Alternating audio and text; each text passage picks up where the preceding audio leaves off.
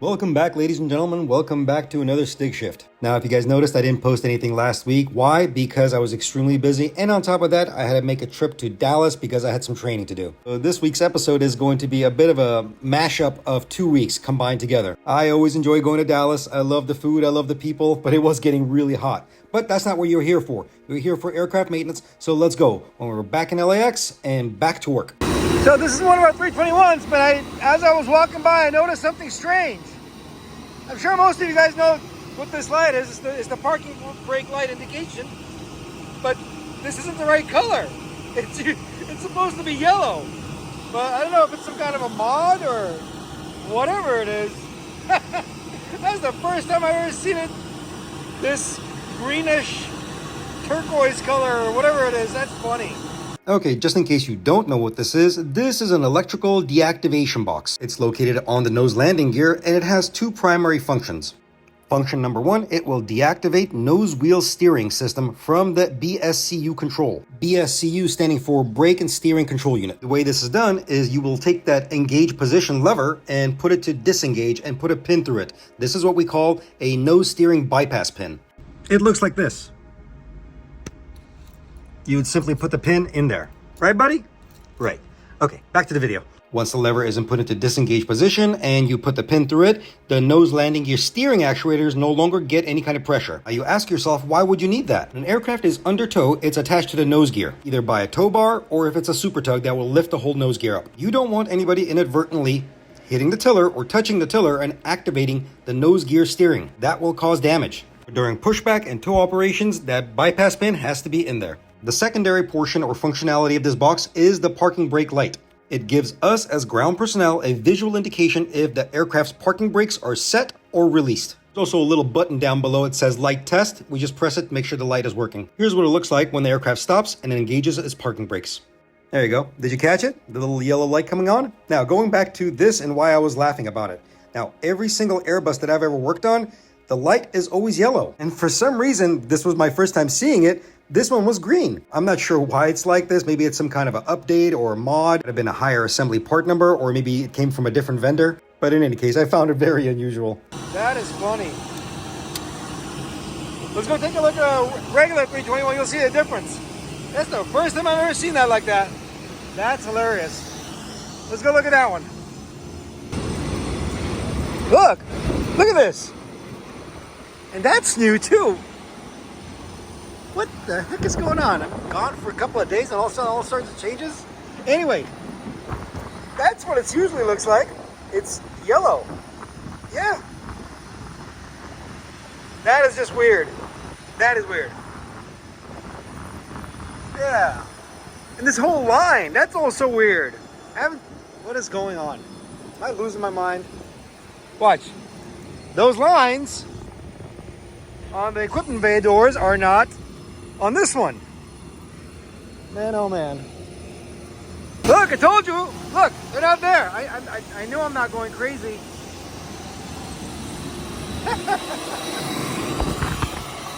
Yeah, not there. This must be something new. Weird. Look, even on the Neos. This is one of the new ones. See? Still the same. Interesting.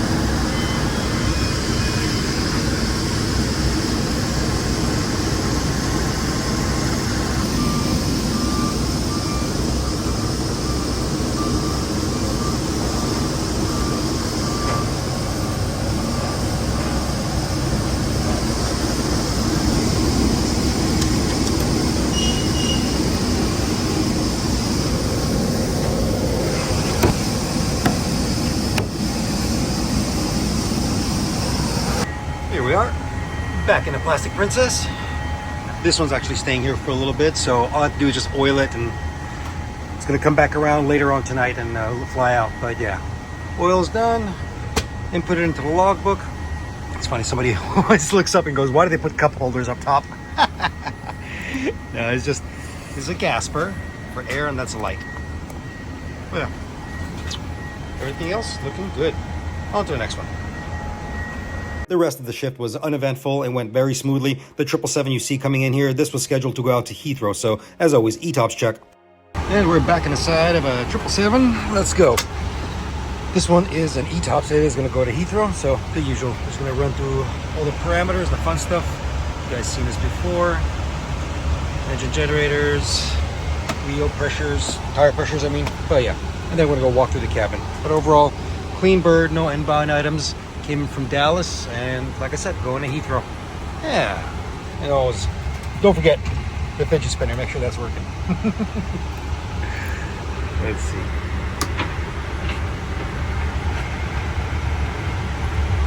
All right.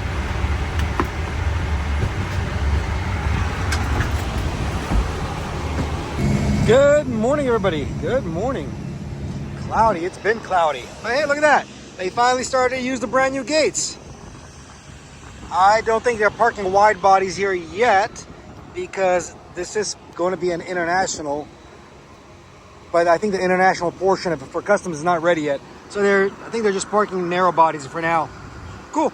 All right, first office, international. Let's go. So I did something. I went out and did go out and just saw it online. And I figured, let me buy something silly and goofy. Figure, let me try a new pouch out. I picked it up. I don't know, see it name? Holster Pro. I don't even know. It's some kind of Chinese brand. But it looked good online. But this is just not working. This is just not working. This thing is just pulling my belt down. Yeah. I mean, all the tools fit just good. There's still room for more, but it just, something about it not right. Oh well. Looks cool though. Very tactical. But I don't know. I feel like every time I move my leg, all my stuff is gonna fall out. Yeah, this ain't working. This ain't working. I need to go back to the old one.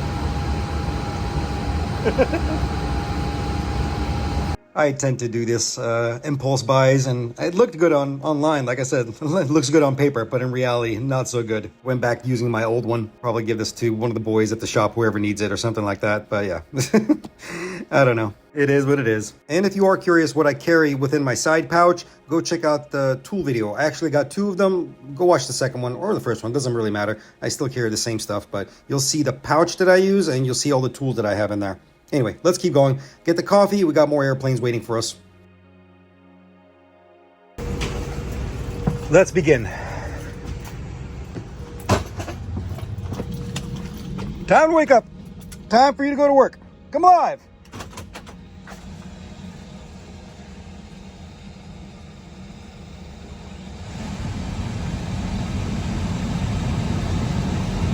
Get this thing all powered up. Meanwhile, that's happening. We'll do a quick little walk through the cabin, make sure everything's okay. Stuff like this.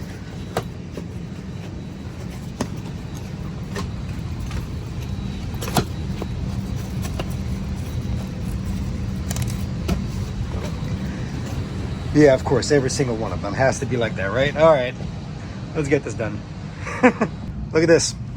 This thing is supposed to spring back, the lavatory door. Right? It's supposed to spring back on its own. It's a common problem, especially with this design door. See that right there? See that little spring? There's a little spring in here, right over here. It sometimes pops out of its little retainer. Just got to put it back. I'll undo the door and then just kind of wedge it back in. You'll see it. It's super easy.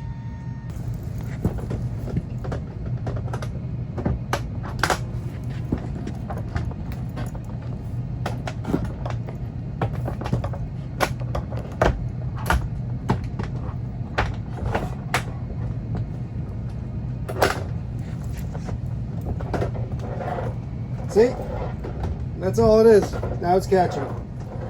You see it? Right there. These things, and sometimes the spring breaks, and sometimes the metal bends. It's a horrible design. It is what it is. Anyway, it's working good now. On to the next stuff. So if you guys didn't know, well, this is the flight attendant seat. One of them. So underneath, flight attendants have their own life vest pouch, and they got flashlights right here. And we also go by the date, and because there's a maintenance date too, and we'll also test them out. There you go. Flashing green is good. That's all. Let's see now. This thing needs to be wrapped up as well. We'll wrap this up with this neatly in its little pouch right here. Anywho, all right, let's get done. I'll take care of this and then we'll walk through the rest.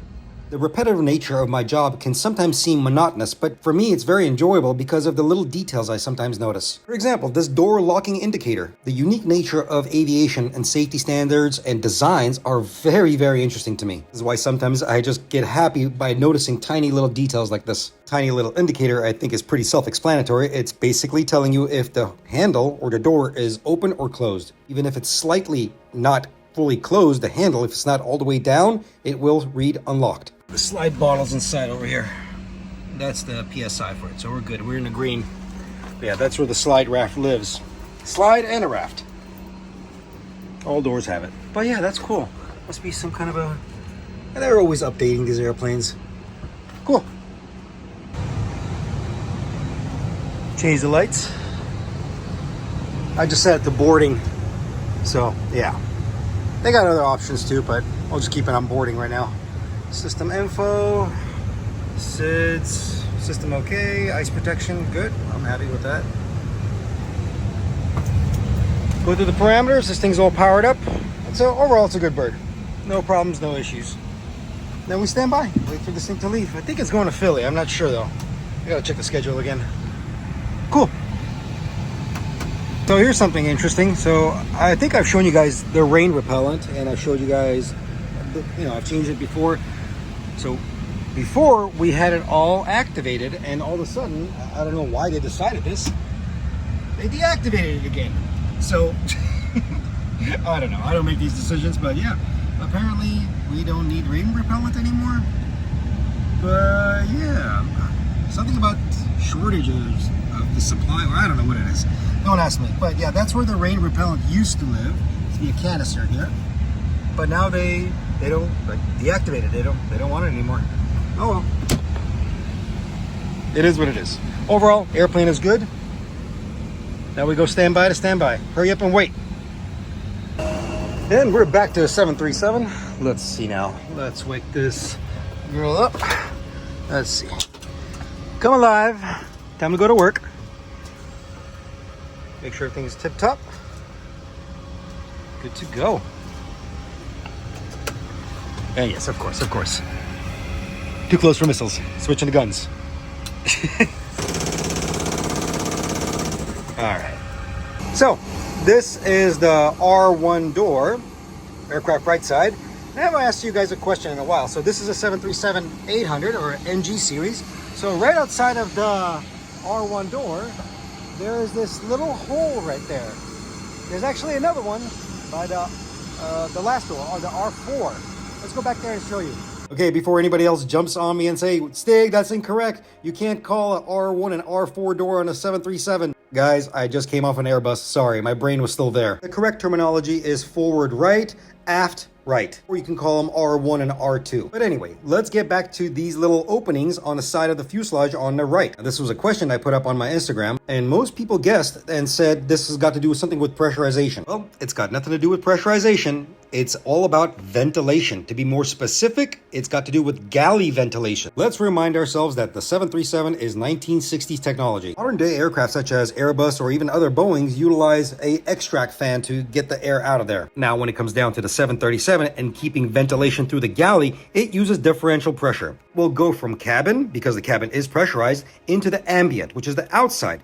It basically is removing by air suction. Don't get me wrong, it's actually a smart design for that time era. It's a bit more involved within the system. That you have an exhaust nozzle, basically a hole in the fuselage, front and back, and it's sucking air out. And just like you would assume, suction creates noise. Then they had to introduce something else to reduce that noise. A muffler, a galley ventilation muffler. Now here's the real kicker. Only the flight attendants that work on 737s will know this. If that muffler is damaged or somehow malfunctioning, the noise level is unbearable. But I rarely see these things fail. I've never even changed one, but I know it exists. So yeah, that's what it's for. Those two little holes on the right side of the airplane on a 737. I always love Boeing logic. I could just imagine a conversation. Cabin crew were complaining, saying, we need more ventilation in the cabin. Boeing said, hold my beer. Let's just poke 2 holes in the airplane. Done. Send it.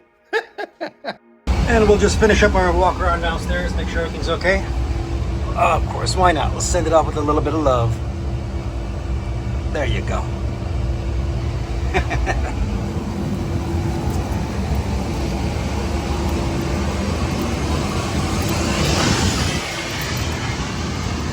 Try to pick up quad when you're on the field. It's important. You don't want to get sucked up by these beauties.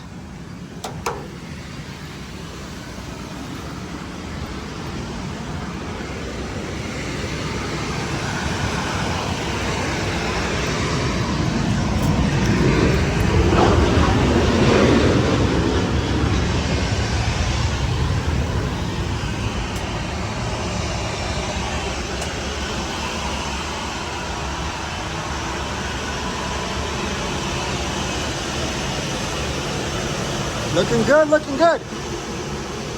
Like I always say, looks like the inside of my brain. Just joking.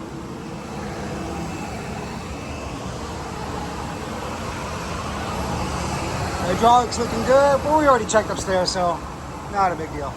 Well, double check over here, it's all good. Yeah, uneventful week. Nothing really happening. Nice and easy.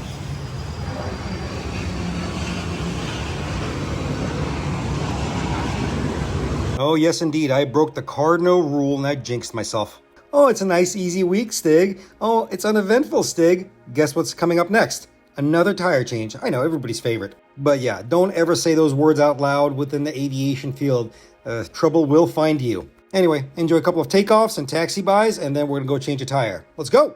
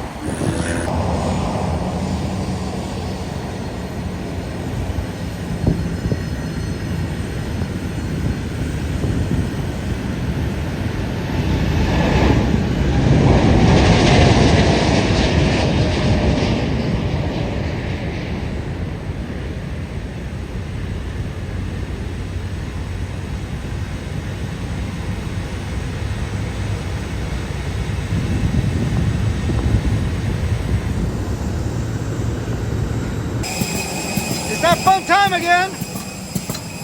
Changing more tires.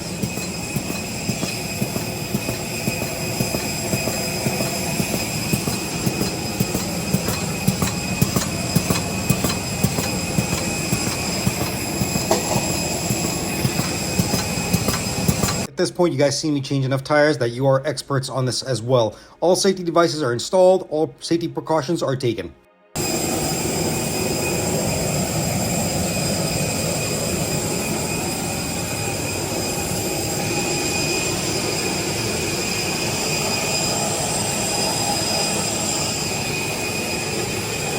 Once all components are removed, such as the brake fan as well as the main axle nut, we install a thread protector. Here's a really interesting thing. If you do not have a thread protector available, you can wrap the axle threads with speed tape. Still remove that wheel. It's an alternate method. The whole point of that is to protect the threads.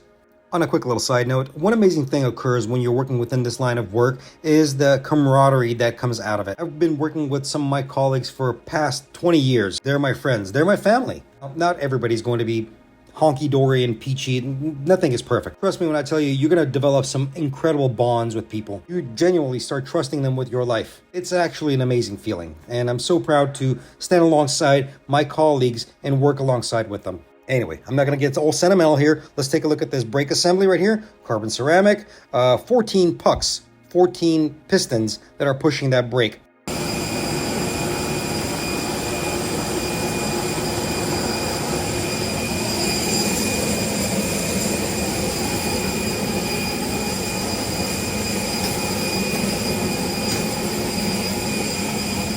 The axle gets inspected, cleaned off, and then we apply new lubrication. This is Aeroshell 22, the red forbidden tomato paste. There are different styles of lubricant. Some are meant for high temperature, which this is. Some are just regular lubrication, such as Aeroshell 7, which is the older model. Now they use Aeroshell 33. And to any poor soul that ever touched Aeroshell 16, you know how bad it smells.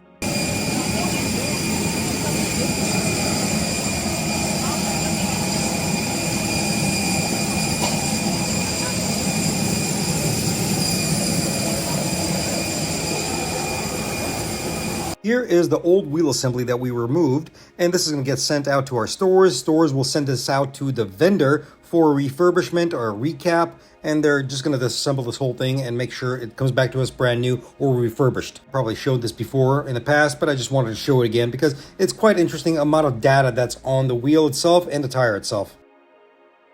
Pointing at right there, that little plug, that is your thermal fuse plug. There are 3 of them. They're behind the wheel assembly on the back end of it. Once the tire or the wheel assembly gets to a certain temperature, those things will melt, releasing the air pressure within the tire. It's better for the tire to deflate itself than to blow up and cause damage to other structures of the aircraft.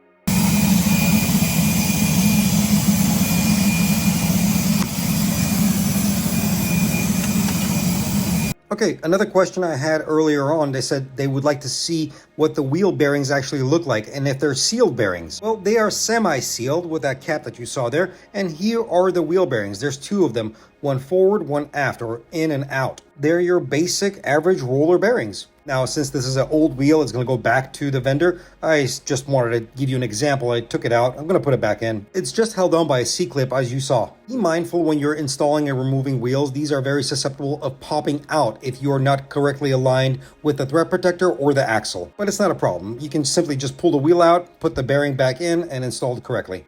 But overall, this is what the wheel bearings look like. Okay, now that you saw this, let's put the new wheel back on. Swing it over.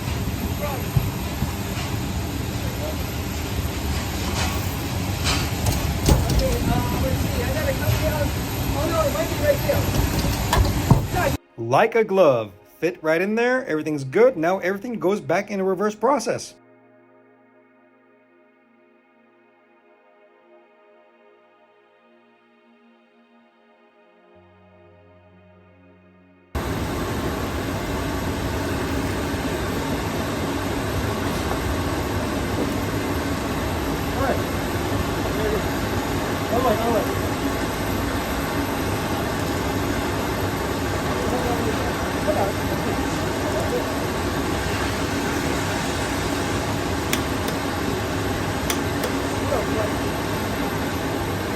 We spin the wheel in order to get the bearing seated. Initial torque was around 300 foot-pounds, and then we loosen and then retighten to about 150 foot-pounds. Once we got the holes aligned for the anti-rotation nuts, and then we're good to go. We'll just basically reinstall everything.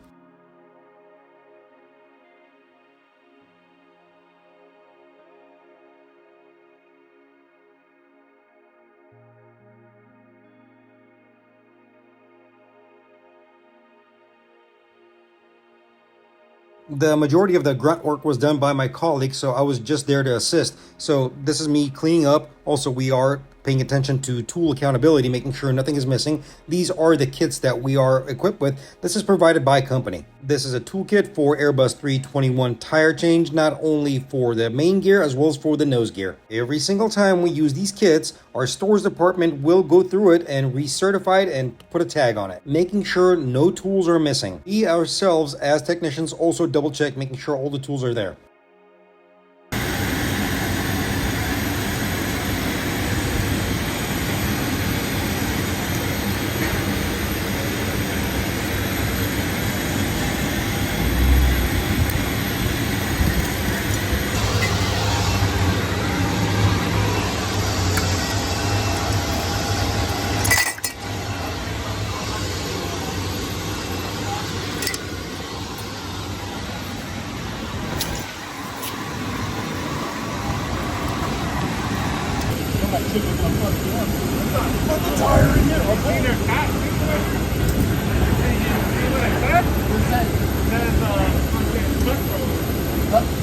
Brake fan being reinstalled, we're going to torque that as well, and then the shroud itself gets reinstalled right here. Final step will be putting on the screen to protect the brake fan, and then we're going to test the brake fan.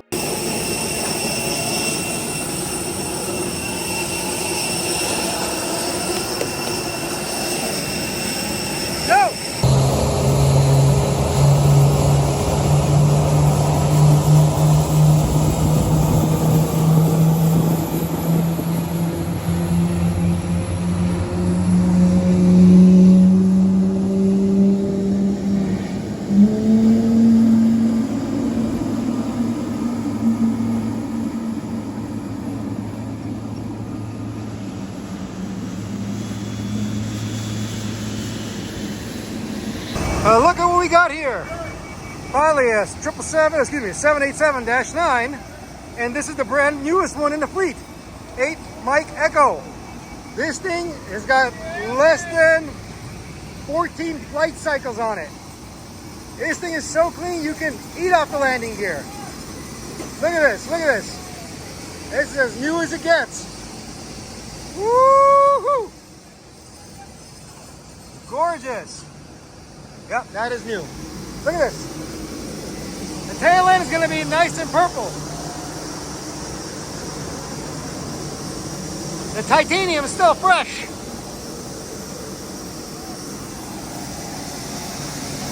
Landing gear, immaculate.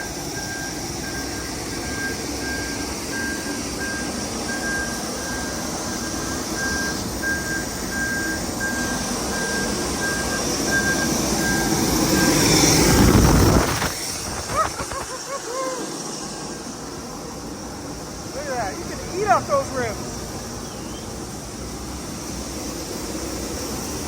Beautiful.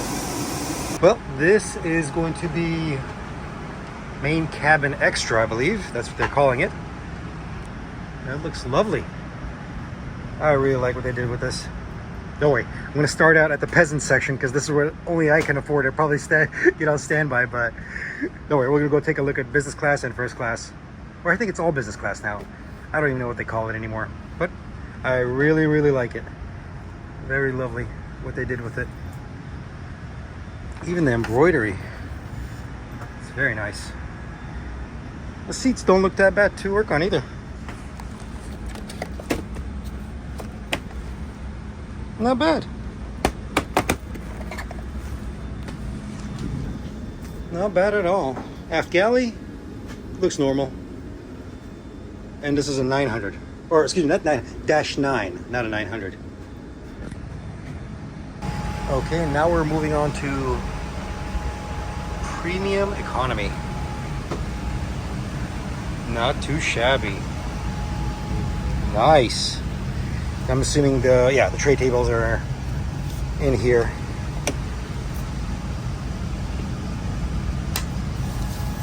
I like it. Very lovely.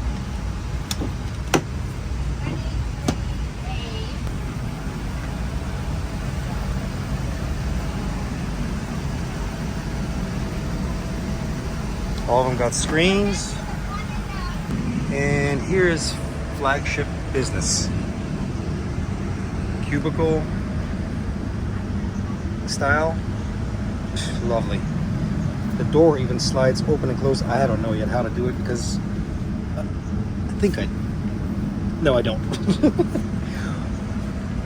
I think there's a button over here somewhere. But anyway, you see it. Everything is very nice. Mirror, lights here. TV, pamphlet, pouch. It's a lay flat seat, obviously. Pretty cool.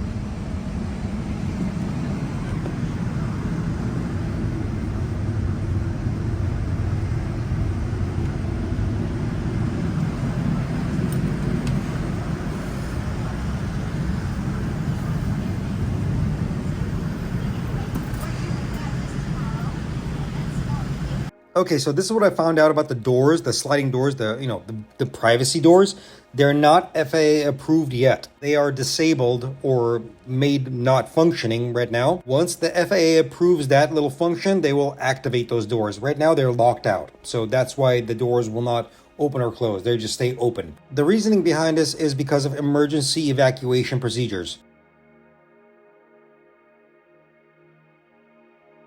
Overall, I think the new interior configuration is absolutely gorgeous and is very aesthetically pleasing. I cannot wait to non-rev on one of these. Currently, they are flying Chicago to LAX and back, and they're also doing international routes. I'll have to look up, you guys can look that up, where they go. But it's absolutely gorgeous. I love this. I love this new style. And I hope I see the configuration like this with the newer generation of aircraft, not only within Boeing as well as Airbus within our fleet. So a big shout out to one of the flight attendants that I met on board. He recognized me by my voice, which was hilarious. And it was a pleasure to meet you. I hope you see this video.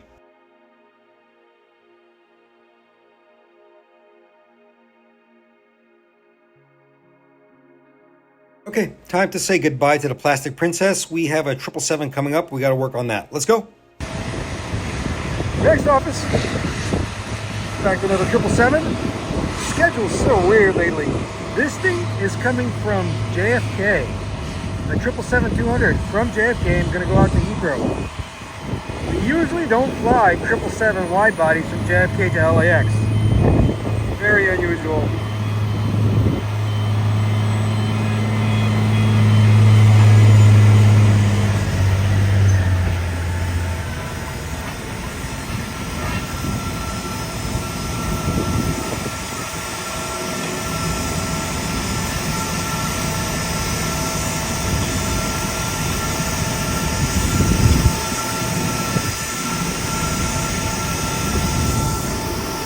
All right, let's get to work.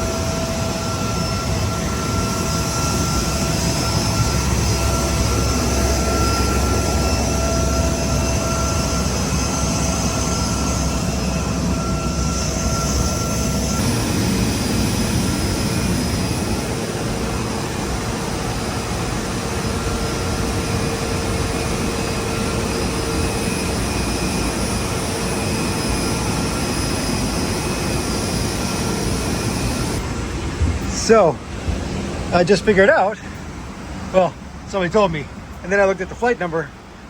There's a reason why this flight came from JFK. It wasn't a revenue flight. This was a ferry flight, a reposition. Yeah, that's why everything is pristine, everything's clean. This airplane is just literally ready to go. Just got to do a once over, do the ETOPS, and yeah, call it a day. That's rare. Rarely ever see that, especially with wide bodies like that. But yeah, just gonna run through the parameters, make sure everything's a-okay. That's it, and then we'll run through the cabin as well. But I guarantee you there's gonna be nothing there, nothing broken, because there was no passengers. Don't mean it in a bad way though. All right, let's look through this, and as always, the fidget spinner.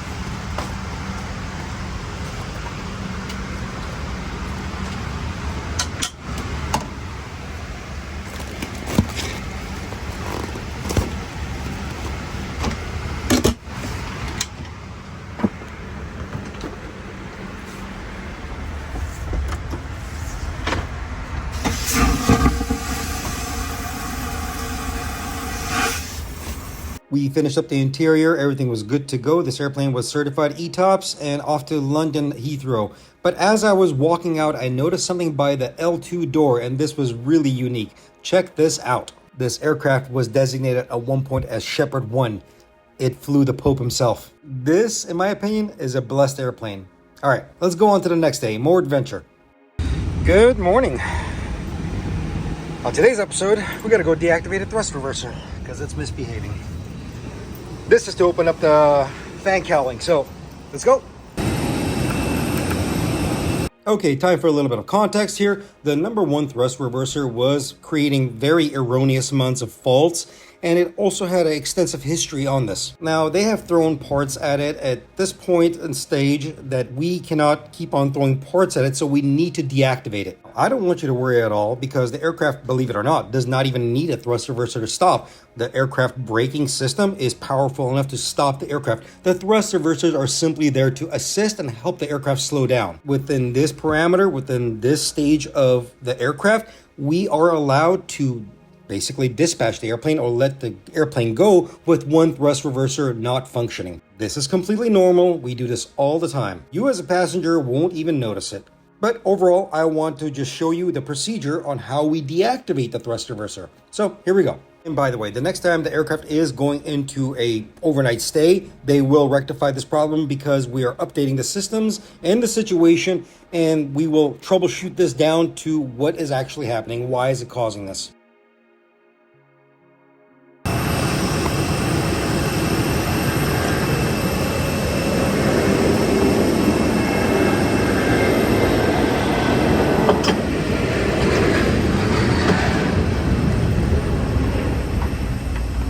First step within the procedure is obviously making sure all the safety devices are installed, making sure that nobody is entering the flight deck and messing with the systems. Then we open up the engine, and then we need to lock out a very particular unit called the HCU, the hydraulic control unit. This is what actually sends hydraulic fluid to the thrust reverser actuators. First, we got to open up the fan cowl to get access to the HCU and all the components that we need. Okay, here we go. So first things first, we got to deactivate the HCU. Hydraulic control unit. That's what actually sends hydraulic fluid to the thrust reverser itself, the sleeve, or the actuators that push the cascading sleeve back. So as you can see right there, there's a little pin. We're gonna pull that lever and put that pin in. That deactivates it. And a few more of the steps. There we go. There, now it's in a lockout position. That's gonna be your HCU. That's a joy to change. Oh, by the way, it's a V2500 engine. Yeah, not bad, not bad. Then we're gonna put some lockouts on the sides of the thrust reverser as well. You'll see it in a second. Okay, we're gonna latch these, and then after that, we're gonna have to take that little pin and put it into here. So that comes out, this pin goes into here, that deactivates the thrust reverser from going back. So yeah, that's another step. It's gonna be on both sides of the engine. Yeah, you'll see it.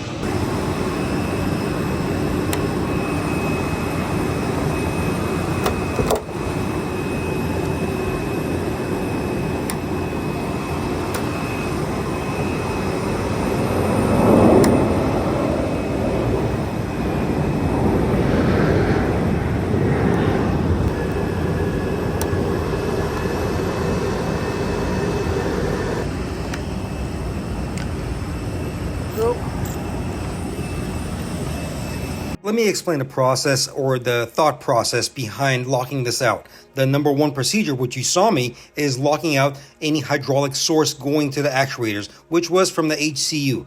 The second step is to physically lock out the thrust reverser. That means physical pins that will prevent it from moving back, even though if, let's say, the HCU did malfunction and still allowed fluid to flow through, the pins themselves will not allow the thrust reverser to move back.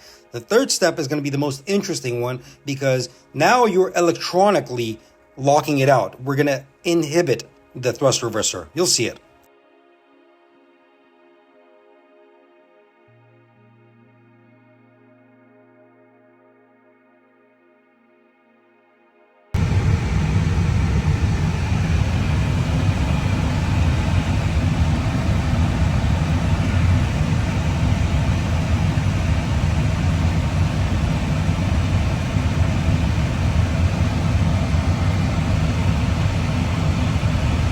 before we inhibit the thrust reverser, we actually have to test it.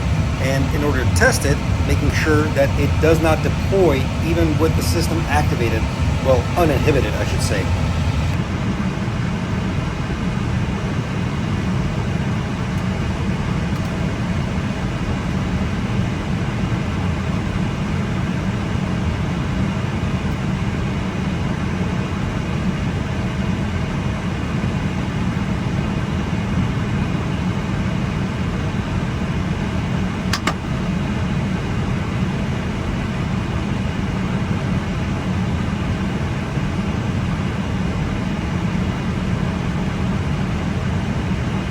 I'm watching for indications on the eCam, making sure I get the proper readings. I am following my maintenance manual, which is on my lap.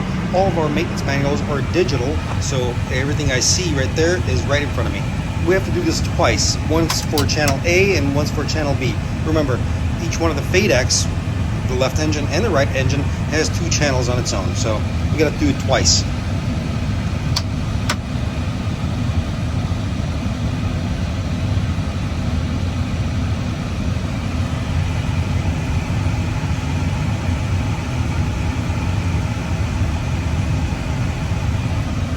No thrust reverser deployment. We are good to go. Put it back into the stowed position, and then we're going to inhibit the thrust reverser and lock it out electronically.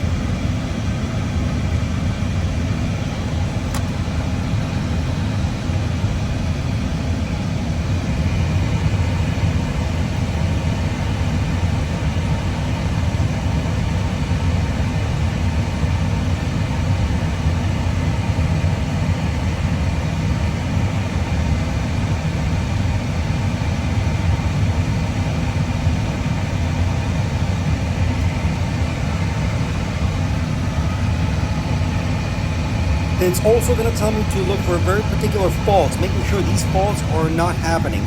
These are it right here. These are not present, then we're good to go.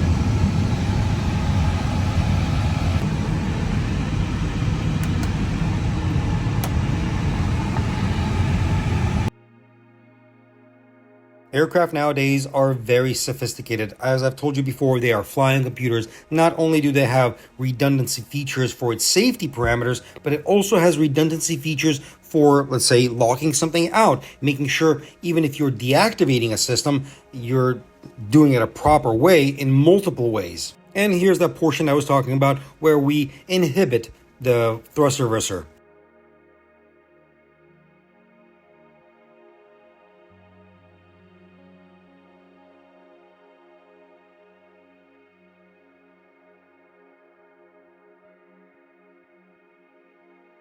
Once again, we do this for channel A and channel B of the FADEC.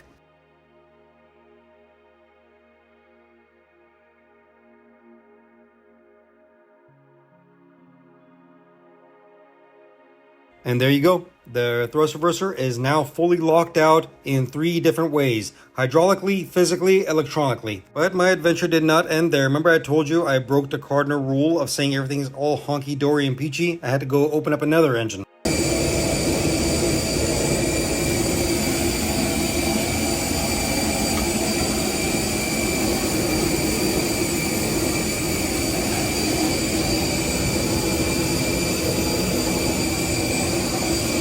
This is a CFM56-5B equipped on an Airbus 321. The pressure regulating valve on this aircraft was acting up. It was detecting an abnormal pressure within the parameters. The solution to this one was tightening up some of the sense lines. And that's exactly what we found. We found a few of the sense lines got loose. This is all I was able to capture here. I do apologize that I cannot fill in more context on this one. It would just make this video egregiously long. Matter of fact, I even had to open up another engine, which was a 737 CFM56-7B, and that was for an oil leak. That one I completely could not capture. A very 2 weeks of lots of work. Very busy. The rest of this is going to be brake riding. Enjoy. Okay, back to the wide bodies. But this time, let's go move some airplanes. All right, do some brake riding. Have some fun. First up, Plastic Princess. Do a quick little walk around, make sure everything's okay. The usual.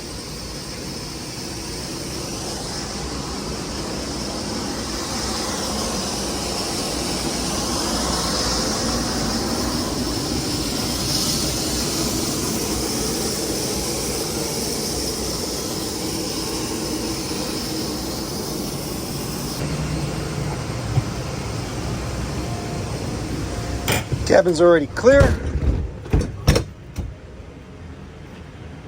Let's go. Set this thing up.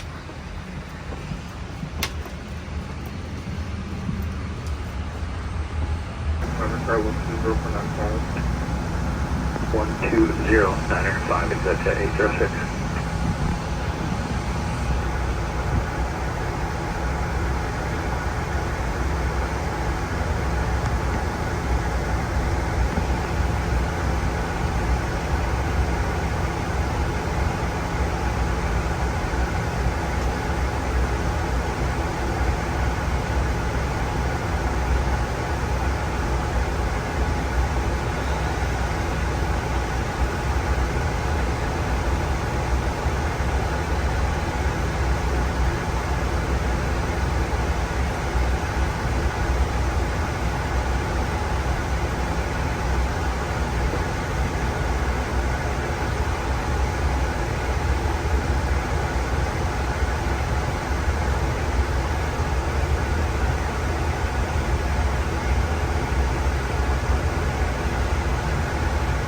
Telegram, there's Renee 14 information.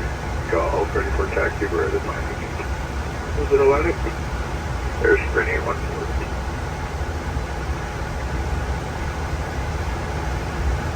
That's ground 814, contact on delete 120.3, now we're having paper. Alright, we'll give callers.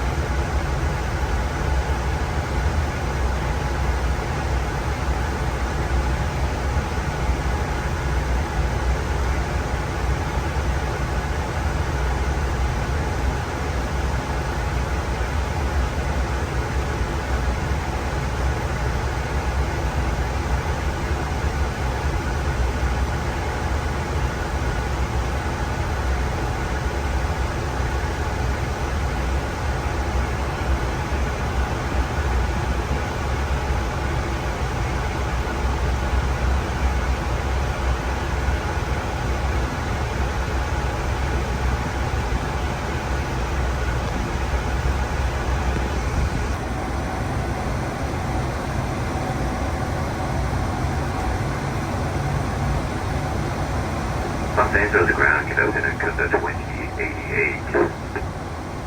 Got our 2088, that's Charlie, November 2 to the ramp. Charlie, November 2 to the ramp, cut the 2088.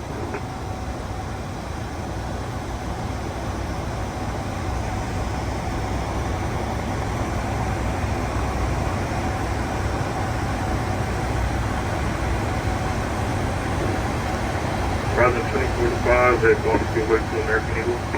They're going to to American Eagle, Horizon 2045.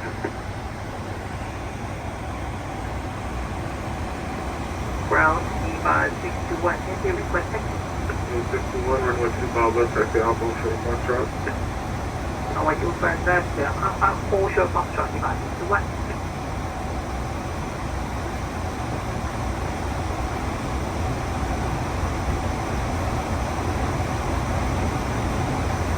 Good afternoon, ground. Skywest 64 at checkpoint 3 on Yankee. 164, check the Bravo to the gate. Bravo to the gate, Skywest 64. Ground November 724, my Foxtrot, flying with Golf, right to taxi. 724, my Foxtrot, coming back from your hotel. Copy that. Eagle 621, Mount Charlie 120.95. Need to call 120.95, Eagle 621. Brother 2045, Mount Charlie 120.95. We'll go to tower, we'll see you in 2045. 724, my Foxtrot, flying with Golf, right taxi. 4 my Foxtrot, coming back from your hotel. Alright, my mistake is Formation Hotel for November 724, my Fox. This is looking for my Foxtrot, with 2000, that's an Alpha for the Foxtrot. 25 left via Alpha, hold short Foxtrot, 724, my Fox.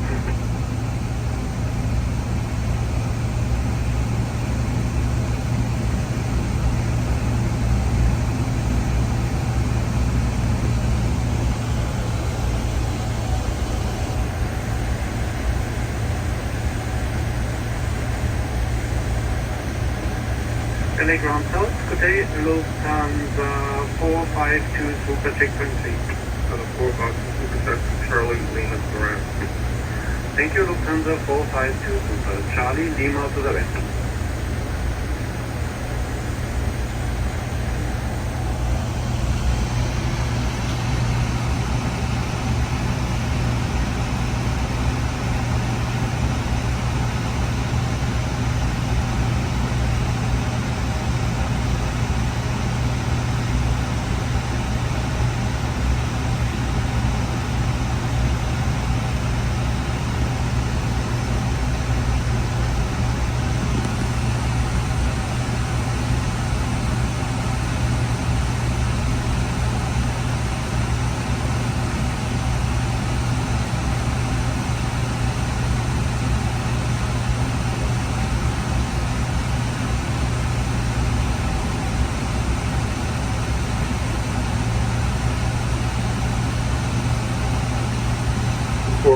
Monitor travel 20.95. One power 20.95, so 24 my Fox. Now they're referring to 2209 here at Juliet Bravo for gate 56, Charlie. 209, second cross to the gate. Well, to the gate, 2209.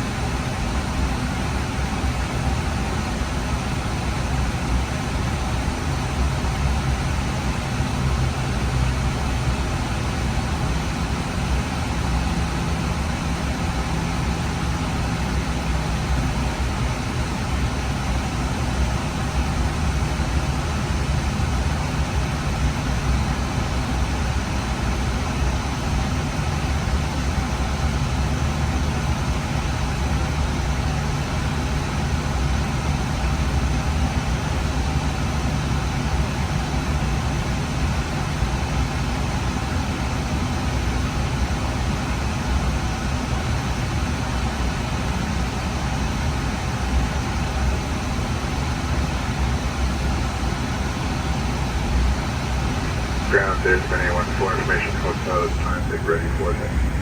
A14 running 25 left taxi Alpha for the flight trap. 25 left Alpha airport status ready 14. Ground deploying in 01, I'm testing on the active. Okay, one done, two more to go. Let's go.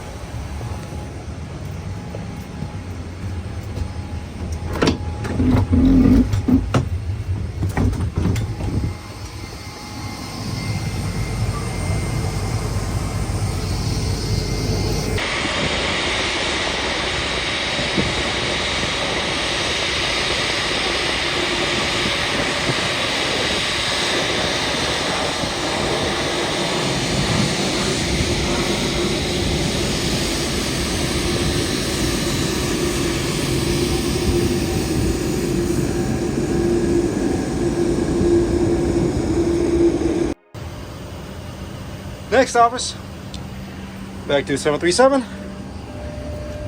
and let's go take this to the barn.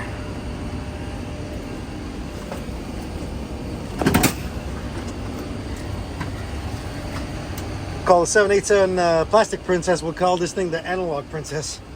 Nothing but steam gauges.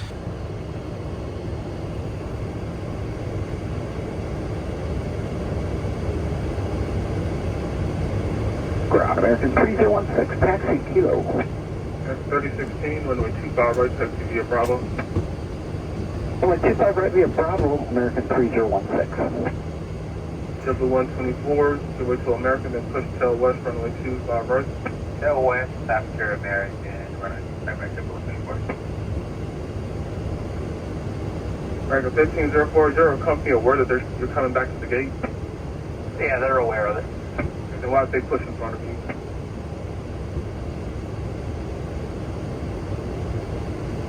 The 525 is Juliet, give way to American. Juliet, you'll wait till American, take us 525. South 6294, minor travel 20.95. Roger, Tower Scout 6395. bar 1715, monitor travel 20.95. 10.95, American 1504, taxi Juliet, Charlie, then hold short of Charlie 10. Juliet, Charlie, short of Charlie 10, American 1504. Los Angeles, ground American maintenance 1 and Charlie 9 for Charlie 17. American maintenance 1, hold your position. Standing by American maintenance 1. Then a 556, continue Bravo, Charlie 8 to the gate. Bravo, Charlie 8 to the gate, Air Canada 556. American 3016 and Charlie 8, give way to the opposite direction, Air Canada. All right, give way, Charlie 8, give way to opposite Air Canada, American 3016. JetBlue 324, monitor travel 120.95, give way to the Global Express here at Golf. 2095 will give way to the Global Express at Golf. JetBlue 324, looks like they're taking a left. JetBlue 324, that won't be a factor, monitor travel 120.95. 2095, JetBlue 324 back.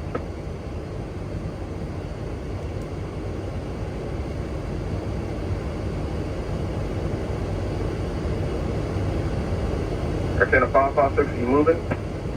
Yeah, just double checking. You wanted left here at Charlie 7 Bravo to Charlie 8 to the gate, correct? Farmers, I got people waiting on it.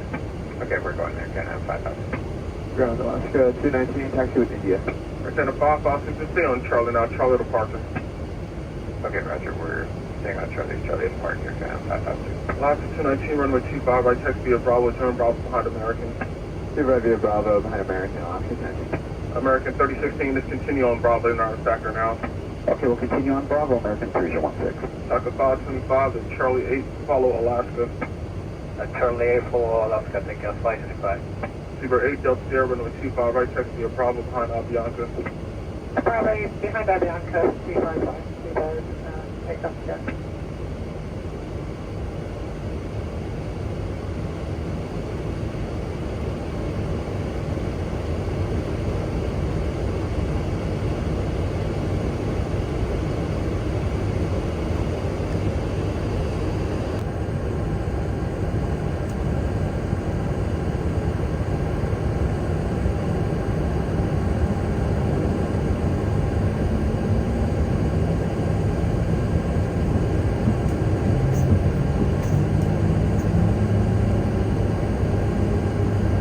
LA Ground Radio 939 and Atlantic with information. Kilo is ready for taxi. Radio 939, runway 25, left taxi Alpha Hotel to Foxtrot. Okay, 25 left via Alpha Horse of the Foxtrot Radio 939. Radio 939, second runway 25, right taxi, 25, right taxi Alpha Hotel to Golf. 25 right, taxi via Alpha Horse of the Foxtrot Radio 9, Horse of the Golf Radio 939.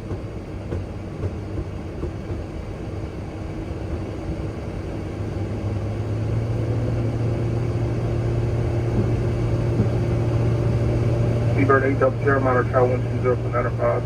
120.95, Seabird 8, Delta Sierra.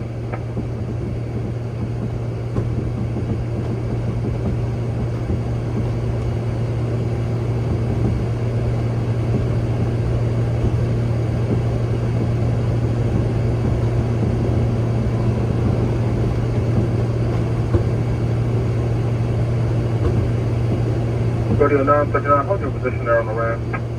Holding short on the ramp, Radio 939. Yeah, just hold there. I need to see where this King Air's going to park. Copy. American 5204, taxi Bravo to the gate. Bravo to the gate, American 1504. American 821, follow your company. Alright, follow company to the gate, American 821.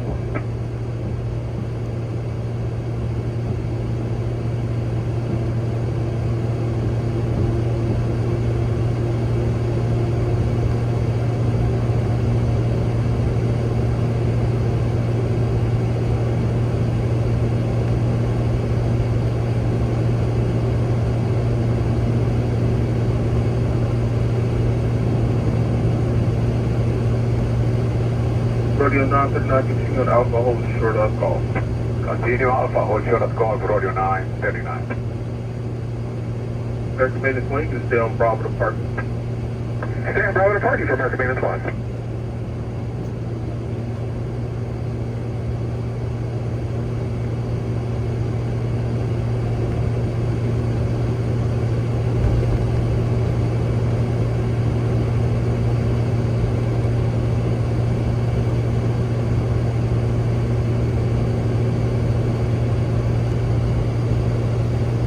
rodeo 939, monitor tower 120.95. 120.95, rodeo 939.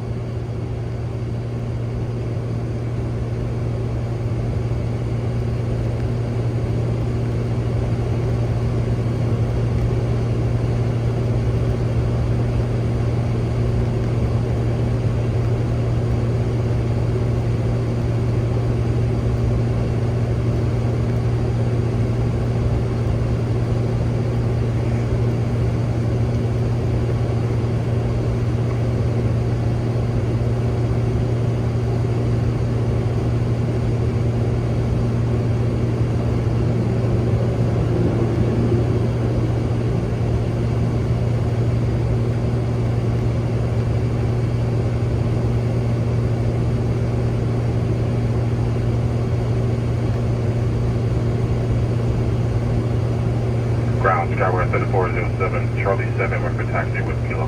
That's 3407, runway 24 left, taxi via Bravo, November, at the checkpoint, contact ground 0.65. Bravo, November, runway 24 left, over ground with 165, checkpoint, Skyward 3407. Fly ground, American 2284, 49 Alpha push. American 2284, need a contact ramp for that push. Okay.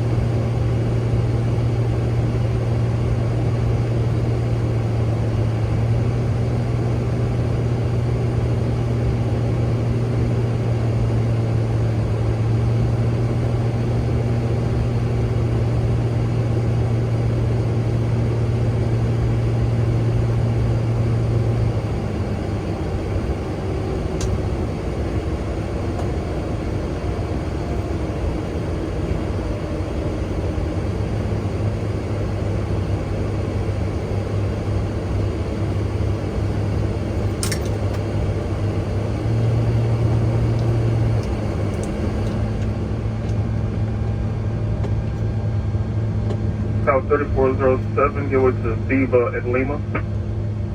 Okay, give way to Viva at Lima, Skyward 3407. American 4, runway 25 right, taxi via Bravo.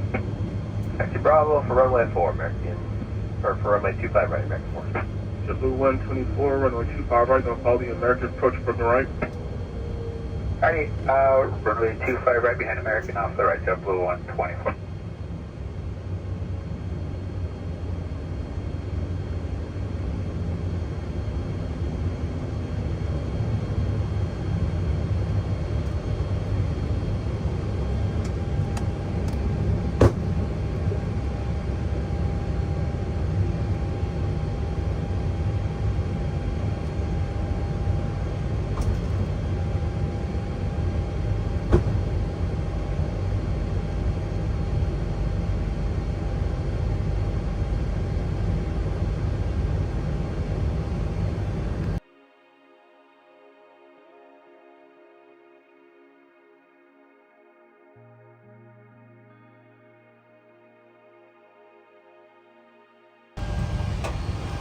And another one done.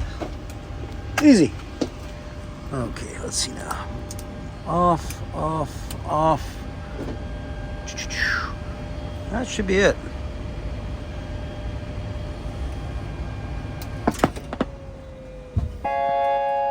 Oh, don't cry.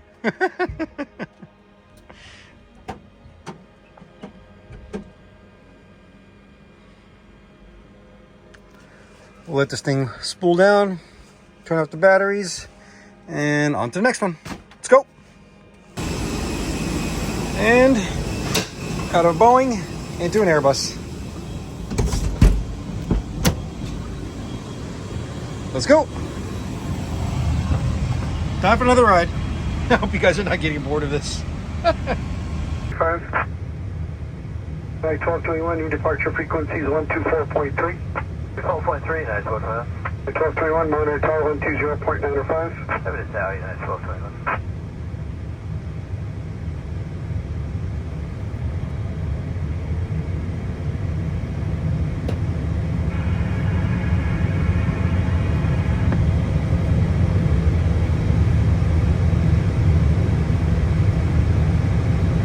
Yeah, 679, rules of time in 4 minutes. Roger, 9679.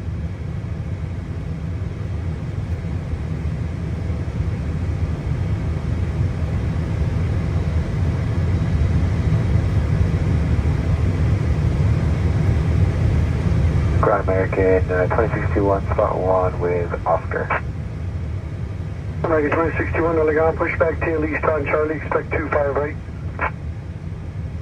25 right, expect, and take it. Bravo, American 2061, 25 right via Bravo. 25 right via Bravo for American 2061. 2061, thank you, departure frequencies 124.3. 1243, departure American 2061. Who's coming out of the Charlie 9 alley? American 2061. Who's coming out of the Charlie 9 alley? American 3112 hasn't made the turn out the push yet. Are you ready to come out of there? We are not. Or not? Okay, just let me know when you guys are. I thought I missed your call. Okay, no, thanks. Good checking. And ground Alaska 369 coming out of Charlie, Oscar rate taxi. Alaska 369, runway 25 right, taxi via Bravo behind American. 25 right via Bravo behind American for Alaska 369. 369, new departure frequencies 124.3. 24.3 for Alaska 369. Traffic shot 324 on Alpha, press taxi signature. Big shot 324 Elegant, taxi Alpha to signature. Alpha same traffic shot 324. LA ground, American 40 Bravo, ready to proceed. Now where are you going to go, American 40 Bravo? Charlie 15. American 40 Bravo, proceed Charlie to Charlie 15. Charlie Park, American 40 Bravo. Ground, good afternoon, scanner monitor 32 heavy on kilo, approaching Charlie. Ground American 3112. Canadian 932 heavy LA ground, runway 25 right, taxi via Bravo. Taxi via Bravo, 25 right, get 11 monitor 32 heavy. American 40 Bravo, kilo, give way to Scandinavian. Give way to Scandinavian and kilo, American 40 Bravo. Canadian 932 heavy, ATOPS Oscar's current altimeter is 2993. Copy 2993, get 11 monitor 32. American 3112, request push to spot 1. American 3112 on the ground, push tail west on Charlie, expect 25 right. Tail west on Charlie, American 3112, will expect that.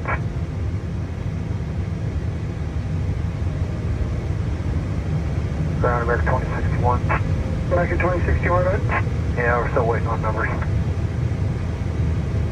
American 2061, okay. Continue on Bravo and hold short of Charlie 3 and let me know if you get them by then or not. Bravo for Charlie 3, let's know 2061. And American 1598, Flutter Apple push, information Oscar. Canadian 932 heavy at Juliet, give way to the American 777 please. At Juliet, give way to American 777 to get a minus. Ground American 135 heavy for 155. 135 heavy LA ground, turn right here on taxi to Bravo, then Charlie, he said 155, turn right on Bravo here, Charlie 10 to the ramp. Bravo, Charlie 10 to the ramp, American 135 heavy. Grand American 1598, 49 Alpha push, information Oscar. American, what's the call sign? 1598. American 1598, LA ground, roger, hold on the gate. Roger.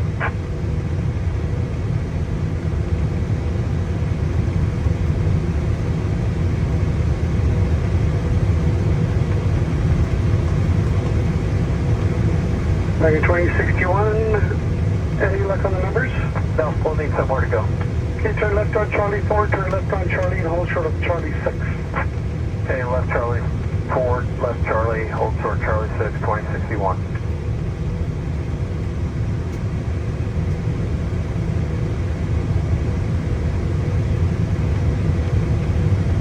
American 2061, there will be delays in San Fran, so taxi plan 24 left for departure now.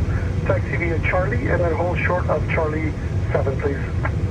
Charlie, hold short, Charlie 7, American 2061. You know, you get numbers for 24 left. Yeah, we'll get them. Thank you.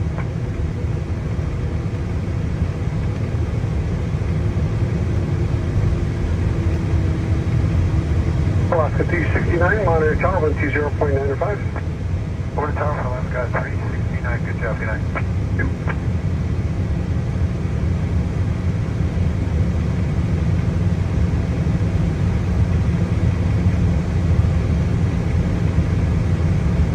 American 2061, we got the numbers. We'll be ready for 24 left. 2061, thank you. Continue via Charlie and hold short of Charlie 8. Charlie short, Charlie at 2661.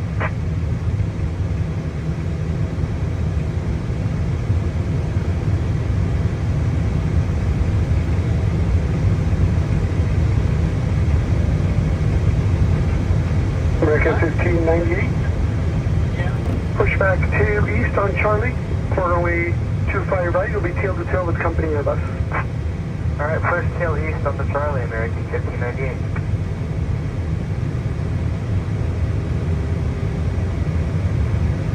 American 2061, hold short of Charlie 9er. Hold short, Charlie 9er, 2061.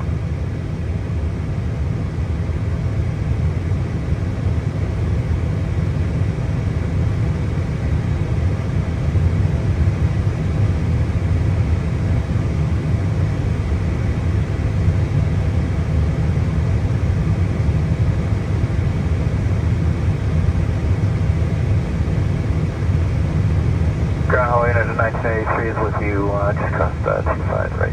And 1983 on the ground, turn right on Bravo. And then Charlie 6 to the ramp, let me know if you're cleared in. Bravo, Charlie 6, let you know, United 1983. American 3112, taxi with Oscar.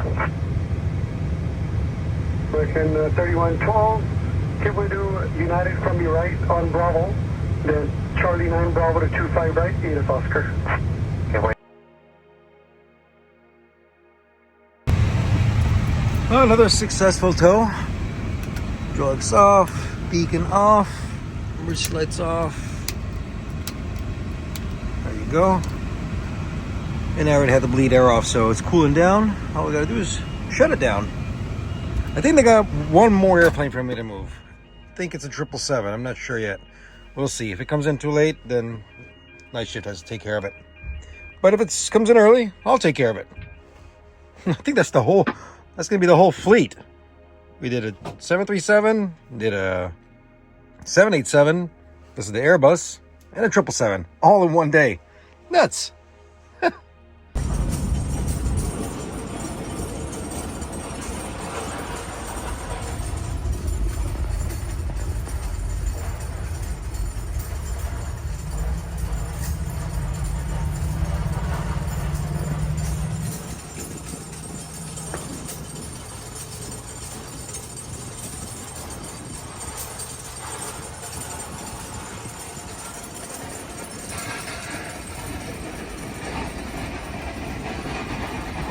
Well, as it goes, the 777 did not come in on time, and all I had was a 737 that I had to oil, and that was about it for the rest of my night.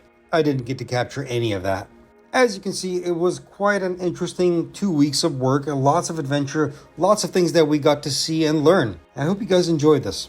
I'm going to leave you with the takeoff from LAX and the landing when I got back from Dallas earlier on. Thank you all so much for watching. Thank you all for being here. I appreciate you and all your beautiful comments and your questions. I always try to get back to you. I'm having a very hard time catching up with all the questions, but trust me, I will catch up with all of them. Until next time, thank you all for being here. Stig, signing out. Later.